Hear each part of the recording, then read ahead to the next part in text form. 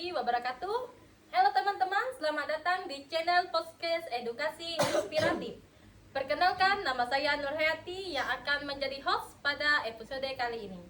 Pada kesempatan kali ini, kita akan membahas tema yang sangat menarik dan relevan dengan perkembangan teknologi saat ini, pemanfaatan podcast sebagai media pembelajaran di era digital. Untuk membahas topik tersebut, saya telah bersama narasumber yang luar biasa. Halo Dela, apa kabar? Halo Ibu Nur Hayati, alhamdulillah saya dalam keadaan baik. Terima kasih atas kesempatan yang diberikan untuk berbagi informasi pada kali ini. Alhamdulillah, terima kasih sudah bersedia hadir. Semoga diskusi kita dapat memberikan manfaat bagi para pendengar. Dela, sebelum membahas lebih jauh, bisakah Anda menjelaskan apa yang dimaksud dengan podcast?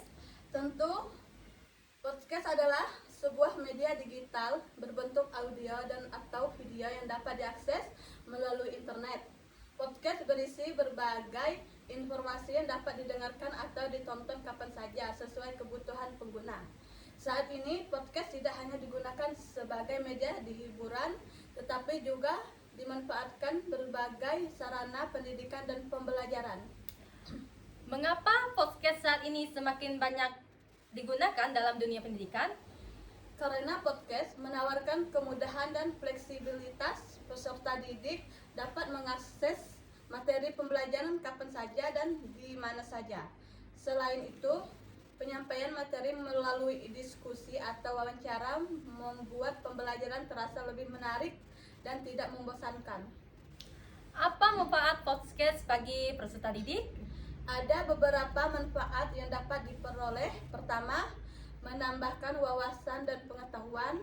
Kedua, meningkatkan kemampuan mendengarkan dan memahami informasi.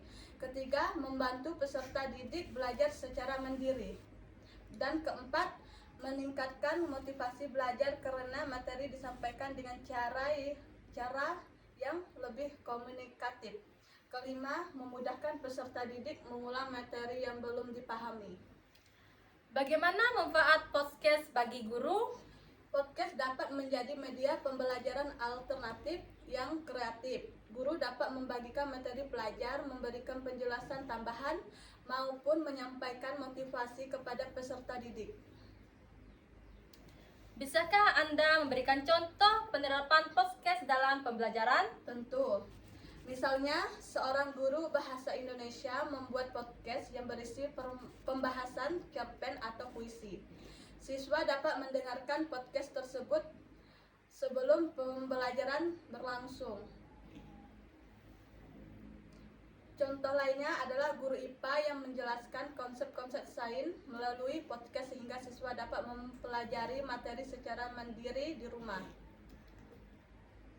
Apa ada tantangan dalam penggunaan podcast sebagai media pembelajaran? Tentu ada.